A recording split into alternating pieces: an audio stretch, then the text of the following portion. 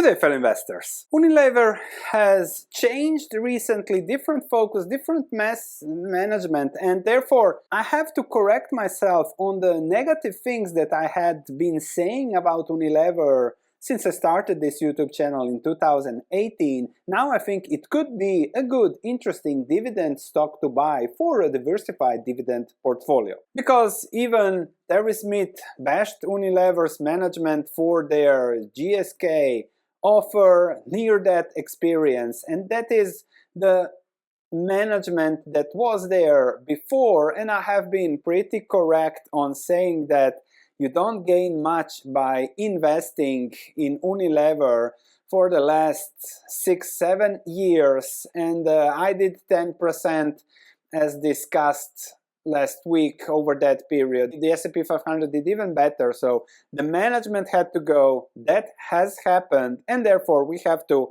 see how the new Unilever fits our stock to buy categorization. Let's start with the information so that you can make your investment decision at the end of this video. We'll start with 23 results because they are more comprehensive. This is Unilever, so the brands that you are practically using every day, some of those for sure. In those brands, global market presence, and you can see that Asia Pacific Africa is the key market for Unilever, as it has double the revenue than, for example, North America and even Europe. So more people, more spending, more growth, more everything. That's something that is a key component of the company, not going into some crazy acquisitions. The goal now for the management is to improve their operating margins. We'll compare later with P&G how there is much room for improvement. They have started doing that. We see a margin progression. So working on that, they are focusing on operational performance and increasing those earnings, profits, profitability, cash flows, improving what they already have, not just selling assets that they don't like, they don't know what to do, and buying something crazy from someone else. So we have some organic growth, likely inflation protection over time. There are good shareholder returns, 6 billion around net income. The outlook is for multi-year range growth of 3 to 5%. Taken an average of 4% in the calculations, dividends 4 billion, buybacks 1.5 billion. So let's do the analysis and see how the investment outlook looks there. If we look at the operating margins, those have been mostly financially engineered by the buying and selling of assets, selling low margin to increase the margin, but now the management said, okay, this is what we have. Let's work on those increase in margins. And margins, operating margins are 19.8%.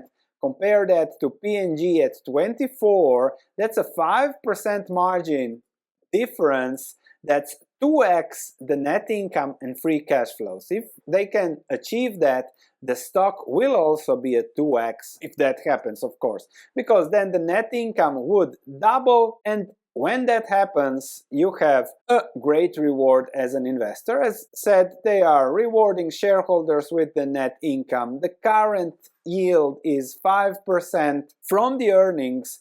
Plus, if we add the potential for growth across the world where the population is still growing, economic growth and everything, we have earnings 5%, likely 4% growth, inflation, population, and whatever, and that is already a 9% return expected from current levels from Unilever. Not bad. If I look at the revenue, that growth didn't happen in the past. They started now, but now it is a company focused on working on what they have, and this is a small negative, so no increase in revenues, huge asset changes, and an increase in debt. That's the work of the previous management. So let's hope that they keep these stable and manage to grow on a debt to EBITDA level. So on the stocks to buy, do I consider this a relative buy?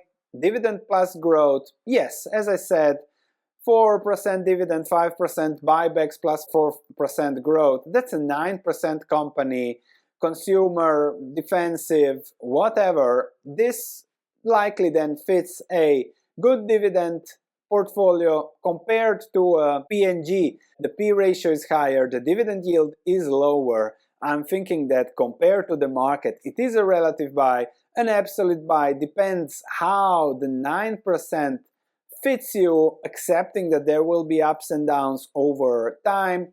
Is it a margin of safety buy? Well, here, as a strong value investment, I think it is for a diversified portfolio. The company will not disappear, but there are these constantly new brands, new production, vegan, this and that. They are constantly attacking those markets globally, and that is a trend that Unilever has to see how to fight, how to keep those margins going higher, keep those margins strong, but the cash flows are there, the brands are there, and it looks like an okay-ish company, an okay-ish business for someone to consider in a diversified, strong, let's say defensive dividend portfolio. Me personally, I think I looking for better and higher, nothing wrong therefore with Unilever, but not a buy for my not even diversified portfolio, because I'm just aiming at more than 10% returns and we are at 9. Maybe if it goes lower, as they say, wake me up and let me know. Thanks for watching. I'll see you in the next video.